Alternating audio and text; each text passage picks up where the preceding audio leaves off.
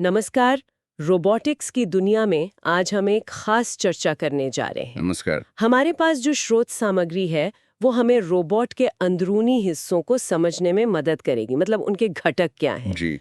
और फिर हम देखेंगे कि अलग-अलग तरह के रोबोट्स जैसे ह्यूमनॉइड, ड्रोन, पानी वाले रोबोट्स और जमीन पर चलने वाले, इनके डिजाइन में क्या फर्क होता है। बिल्कुल, हमारा मकसद है ये समझना कि ये मशीनें बनती कैसे हैं, काम कैसे करती हैं, इनके मैकेनिकल, इलेक्ट्रॉनिक और कंप्यूटेशनल हिस्से क्या भूमिका निभाते हैं, ये जानना। हाँ, और फिर ये भी कि अलग-अलग माहौल और काम के लिए इनके डिज़ाइन इतने अलग क्यों होते हैं। ये सिर्फ पुर्जों की बात नहीं है, पूरी सोच का फ़र्क है। ठीक है। तो आइए इस दिलचस्प विषय की परतों को खोलते हैं। जी।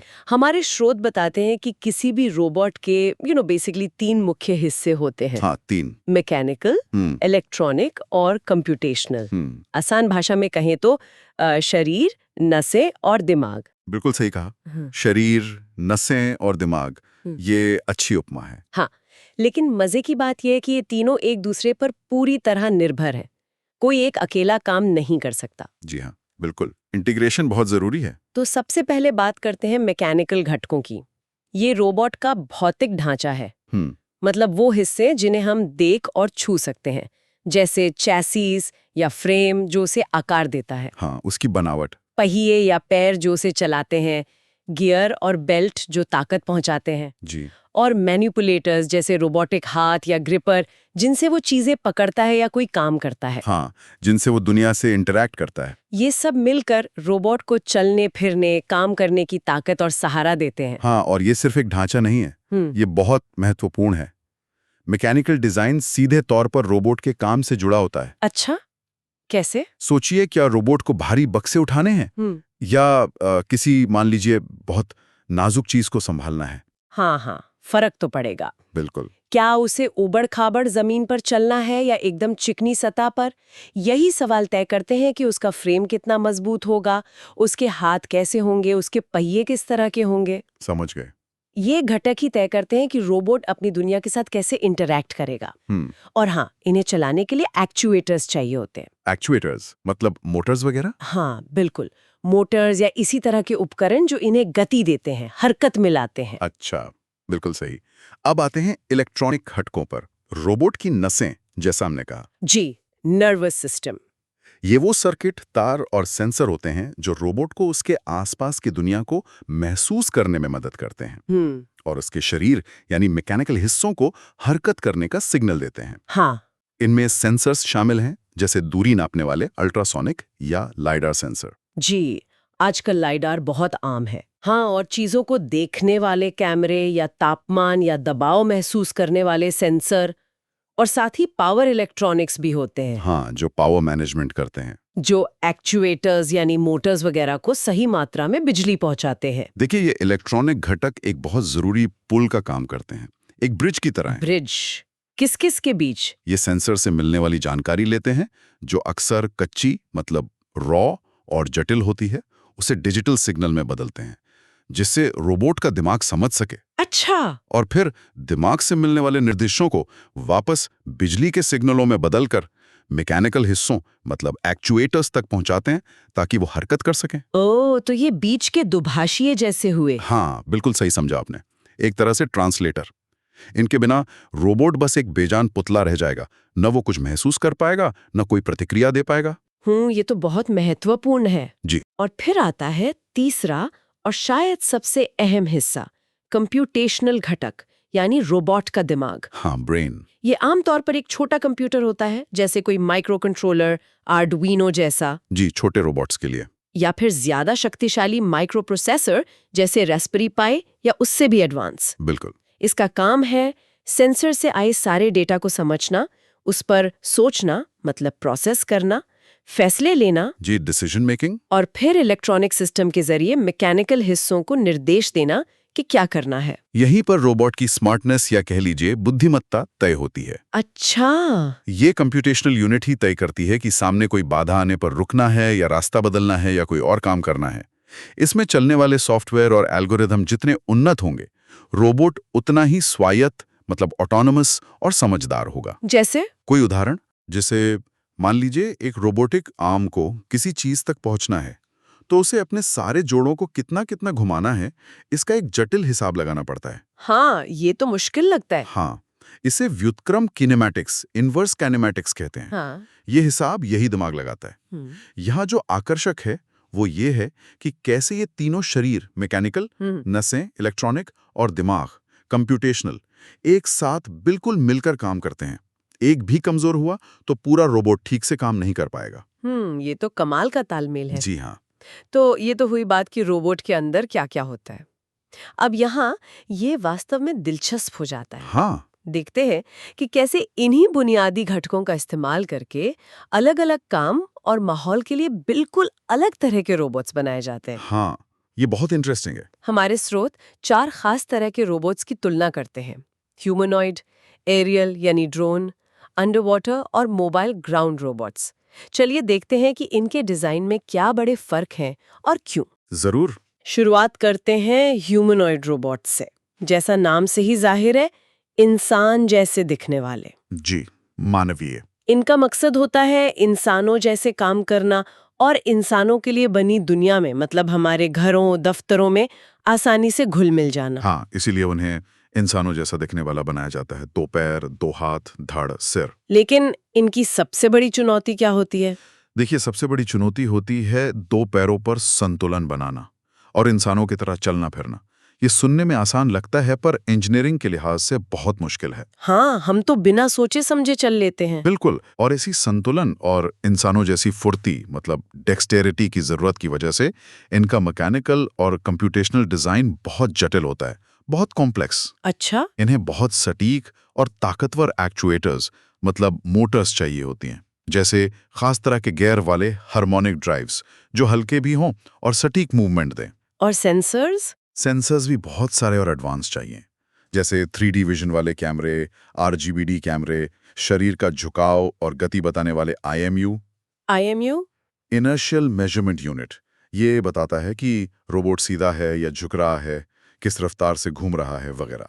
फिर दूरी नापने वाले लेडार और स्पर्श महसूस करने वाले सेंसर, मतलब टैक्टाइल सेंसर भी। बाप रे, इतने सारे सेंसर्स? जी हाँ। और इनका दिमाग यानी कंप्यूटेशनल सिस्टम भी बहुत ताकतवर होना चाहिए, जो इन सब सेंसरों से मिले डेटा को रियल टाइम में प्रोसेस करके पूरे शरीर का तालमेल बिठा सके, वरना वो गिर जाएगा। हाँ, बिल्कुल। एसीमो या एटलस जैसे रोबोट इसके बेहतरीन उदाहरण हैं, लेकिन ये बहुत महंगे और जटिल होते हैं। हाँ, इंसानों की नकल करना वाकई आसान बिल्कुल नहीं नहीं, है। बिल्कुल नहीं। अच्छा, अब चलते हैं हवा में एरियल रोबोट्स यानी ड्रोन्स की तरफ। जी, ड्रोन्स तो आजकल बहुत दिखते हैं। हाँ, इनका काम बिल्कुल अलग है।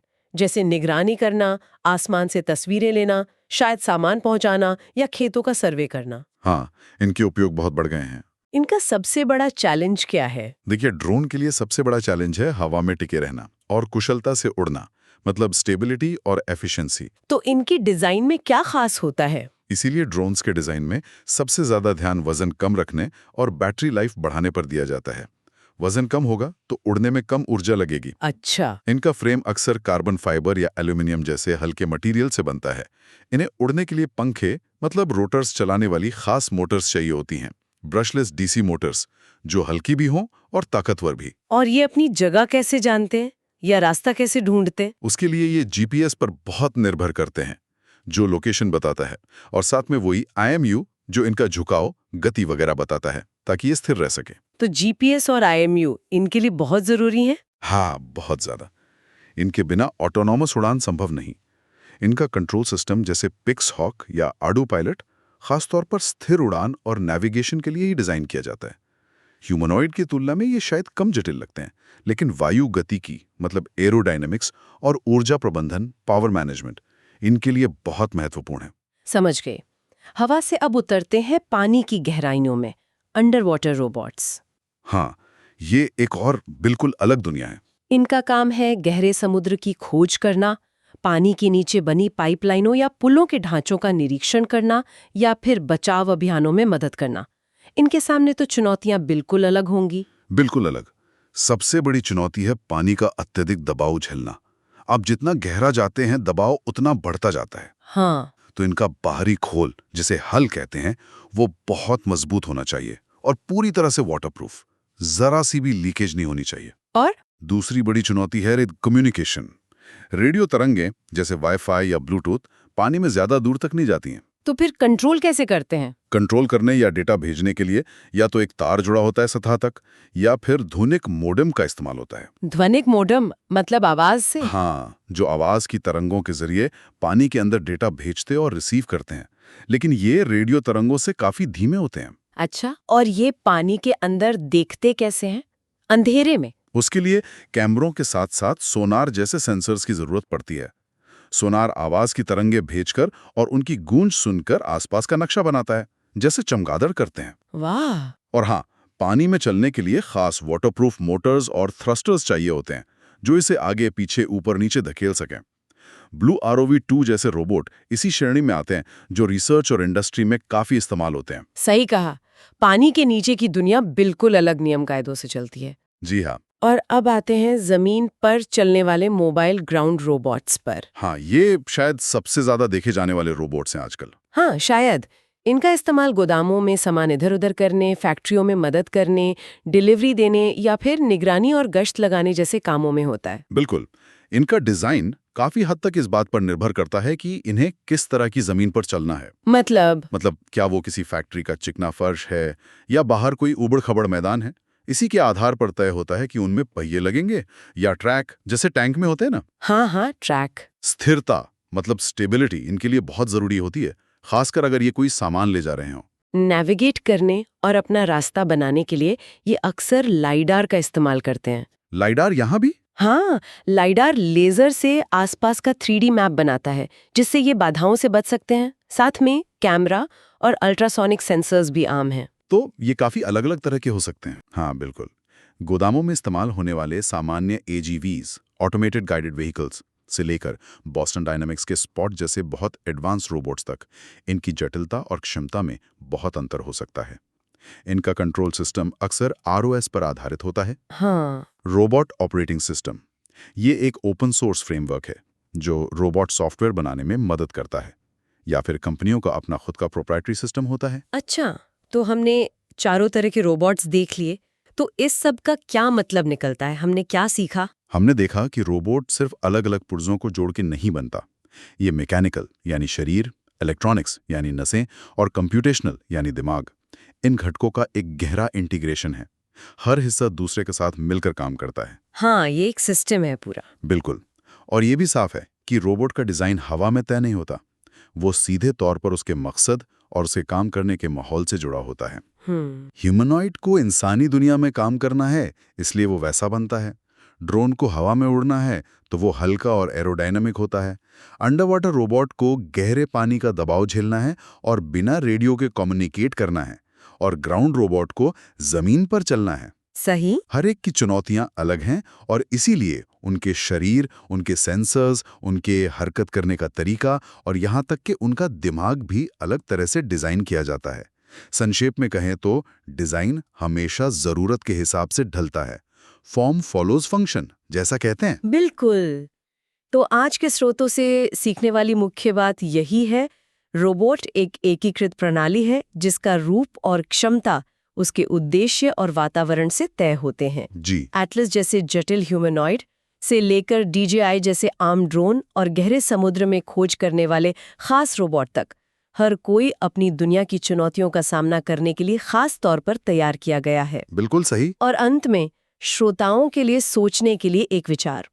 जैसे जैसे रोबोटिक्स तकनीक और एडवांस्ड हो रही है, क्या हम इन अलग अलग श्रेणियों humanoid, aerial, under water, ground के बीच की रेखाओं को धुंधला होता देखेंगे? अच्छा सवाल है। क्या भविष्य में ऐसे रोबोट संभव होंगे जो जरूरत पड़ने पर चल भी सकें, उड़ भी सकें और शायद तैर भी सकें, मतलब मल्टी एनवायरमेंटल रोबोट्स?